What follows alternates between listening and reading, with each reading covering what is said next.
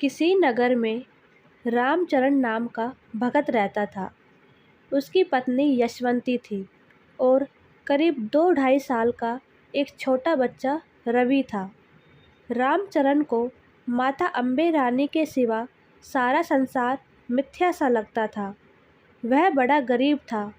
रामचरण अपनी पत्नी के साथ मजदूरी करता था। रवि बहुत छोटा था, इसलिए वो रवि को अपने साथ काम पर या कहो कि मजदूरी पे साथ ले जाते थे। उनका एक नियम था कि जब सुबह वो काम पे जाते तो जो रोटी सब्जी घर पे बनाते उसी में से माता रानी को भोग लगाते और कहते, हे माता रानी, हम पे अपनी मेहर बनाए रखना। हम काम पर जा रहे हैं, माता रानी घर का ध्यान रखना। और ऐसे ही जीवन खुशी खुशी कट रहा था। लेकिन कहते हैं ना कि समय सदा एक समान नहीं रहता, समय बदलता रहता है। ऐसा ही रामचरण और यशवंती के साथ हुआ। एक दिन वो कहीं काम करके शाम को अपने घर आ रहे थे। आगे आगे रामचरण चल रहा था और उसके पीछे यशवंती अपने बेटे को गोदी में लिए चल रही थी। रास्ते में एक नदी पड़ती थी। नदी बड़ी गहरी थी। उस नदी में पानी का बहाव बड़ा तेज रहता था। लोग जल्दी घर पहुंचने के चक्कर में नदी के किनारे किनारे होके निकलते थे। ऐसे ही रामचरण और यशवंती घर आ रहे थे कि रामचरण का पैर फिसल गया और वो नदी में गिर गया। यशवंती ने मदद के लिए इधर उधर शोर मचाया। अपनी साड़ी का पल्लू भी नदी में फेंका ताकि पति को बाहर निकाल सके, लेकिन कोशिश करने के बावजूद भी रामचरण को बचा नहीं पाई और रामचरण नदी के तेज बहाव में बह गया। बेचारी यशवंती रोते हुए अपने बेटे को गोदी में लेकर घर आ गई और माता अम्बे से फरियाद करने लगी, हे मैया, हमसे क्या गलती हो गई जो आपने हमें इतनी बड़ी सज़ा दी है। यशवंती इस सारी घटना को अपना भाग्य समझकर या कहो कि माता रानी की इच्छा समझ के अपने बेटे का पालन पोषण करने लगी। धीरे धीरे समय बीतने लगा। रवि बड़ा हो रहा था और अब वह स्कूल भी जाने लगा तथा छुट्टी के बाद माँ के साथ काम में हाथ बटाने लगा। धीरे धीरे समय और गुजरा। रवि की उम्र अब 18 वर्ष की हो गई थी। रवि ने 12वीं पास कर ली थी और बनिया की दुकान पे काम करने लगा था। दोनों माँ बेटे काम करके कमाते खाते थे, लेकिन गरीबी से उभर नहीं पा रहे थे। तभी एक शाम को रवि कहने लगा, माँ, क्या हम ऐसे ही गरीब रहेंगे? क्या हमारा कोई पक्का घर नहीं बनेगा? क्या हम लोगों की तरह मौज की ज़िंदगी नहीं जी सकेंगे? माँ बस एक ही बात कहती, बेटे, माता रानी सब ठीक कर देगी। जिस दिन वो चाहेगी हम भी अच्छी ज़िंदगी जिएंगे। बस हमारा कर्म है नेक नियत से काम करना और माता रानी पे विश्वास करके अपना जीवन जीना। रवि बोला, लेकिन कब तक? माँ सुनो माँ, मैं शहर जाकर काम करूँगा और ढेर सारे पैसे कमाऊँगा। माँ बस एक काम कर दो, आप मुझे कुछ पैसे दे दो, मैं शहर में काम करूँगा। माँ रवि को समझाने लगी, बेटे, हमारे बस की बात नहीं कि हम गरीब लोग शहर में जाकर कारोबार कर सके। रवि बोला, नहीं माँ, मुझे कुछ नहीं सुनना, बस मुझे शहर जाना है। आप कुछ भी करो, मुझे रोकना मत माँ। बेटे की जिद के आगे माँ यशवंती हार गई और सेठ जी से कुछ पैसे उधार ले आई। रवि बेटे, मैं ये पैसे उधार लाई हूँ। सेठ ने 1 साल का समय दिया है। 1 साल बाद सारे पैसे और इसका ब्याज लौटाना होगा। माँ ने सारी बात बताई। रवि बोला, ठीक है माँ। माँ ने पैसे और कुछ खाने का सामान रवि को दे दिया और अपनी दुआओं और भीगी पलकों के साथ रवि को शहर के लिए विदा कर दिया। रवि बिना सोचे समझे गांव से शहर तो आ गया, लेकिन उसे करना क्या है और कैसे करना है कुछ समझ नहीं आ रहा था। अनजान शहर में इधर उधर घूमते घूमते कई दिन गुजर गए। पैसे भी ख़त्म होने लगे थे। एक रोज़ वह थक हार के भूखा प्यासा एक पीपल के पेड़ के नीचे बैठ गया और माता रानी से प्रार्थना करने लगा, हे अम्बे मैया, मेरी माँ ने तो पैसे उधार लाकर मुझे शहर भेजा है, तो क्या मैं ऐसे ही थक हार के वापस चला जाऊंगा? मैं अपनी माँ को क्या मुंह दिखाऊंगा और सेठ का उधार कैसे चुकाऊंगा?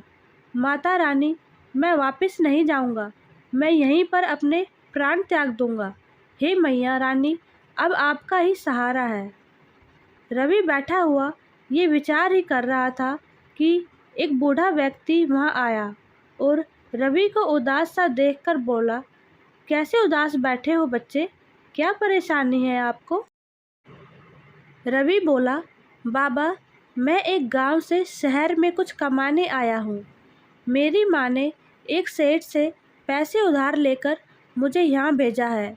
मेरे पास जो पैसे थे वो भी ख़त्म होने वाले हैं।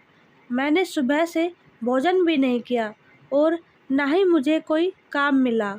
मैं बहुत दुखी हूँ बाबा। आदमी बोला, अरे चिंता न करो, आओ मेरे साथ।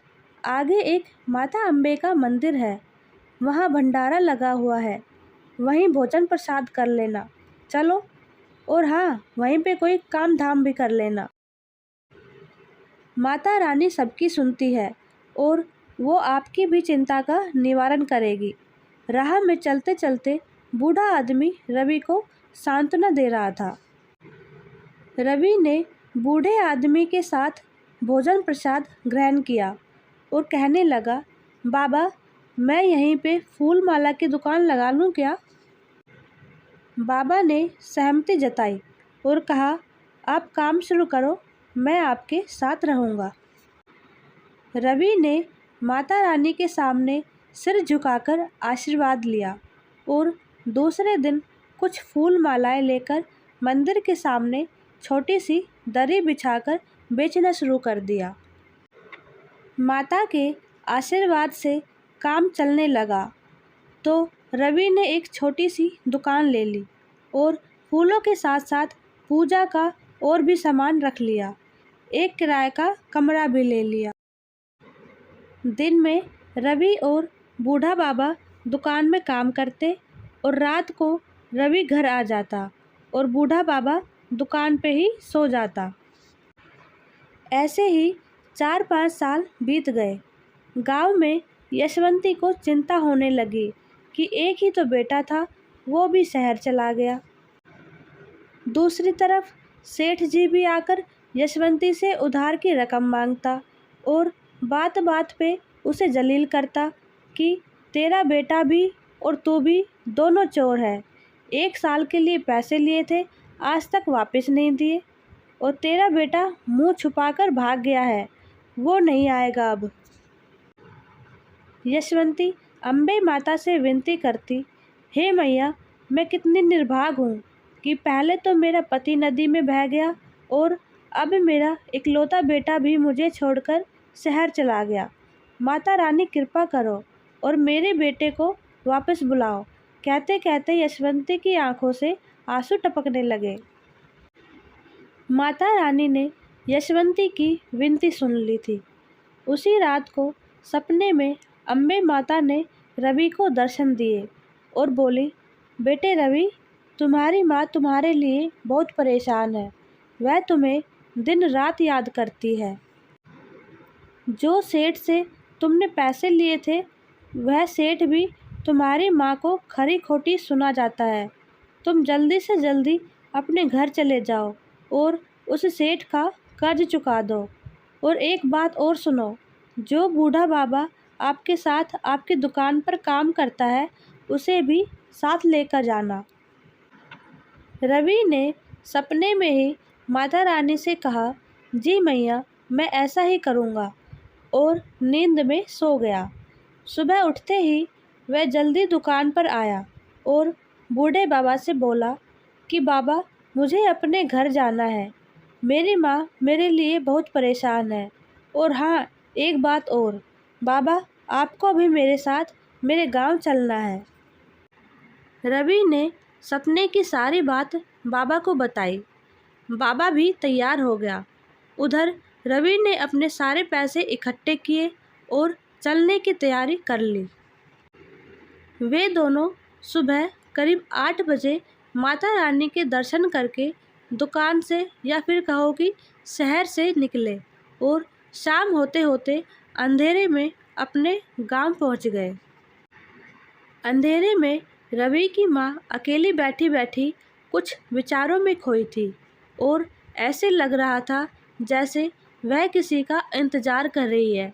तभी रवि और बूढ़ा बाबा घर के अंदर प्रवेश होते हैं। आगे आगे रवि था तो यशवंती रवि को देखकर स्तब्ध सी रह जाती है और कहती है, रवि बेटे, रवि बेटे, तू कितने दिन बाद आया है। तू अपनी माँ को भूल गया। तभी पीछे खड़े बूढ़े बाबा पे यशवंती की नज़र पड़ी। बूढ़े को देखकर उसकी आंखों से आंसू छलकने लगते हैं और बोली, आप कहाँ चले गए थे स्वामी? हम तो सोच रहे थे कि आप इस दुनिया में है ही नहीं। हम तो दिन रात अम्बे माता से प्रार्थना करते रहते थे कि अब हमारा गुजारा कैसे होगा। माता रानी, आपके बिना अब हमारा कोई सहारा नहीं है। अब रवि भी समझ चुका था कि ये बूढ़े बाबा कोई और नहीं बल्कि मेरे पिताजी हैं।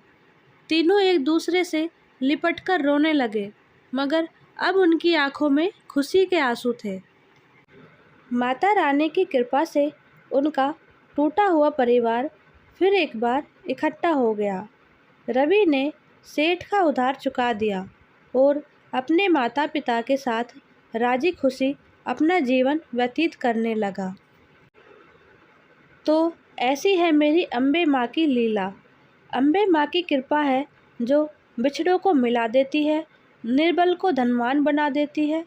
अगर आप भी चाहते हैं कि अम्बे माँ आपके व आपके परिवार पर भी अपनी दृष्टि बनाए रखे, तो मेरे साथ बोलिए, अम्बे मैया की जय। और अगर आप माता रानी के सच्चे भक्त हैं तो मेरे चैनल को सब्सक्राइब करके कमेंट में लिखेंगे, जय माता दी।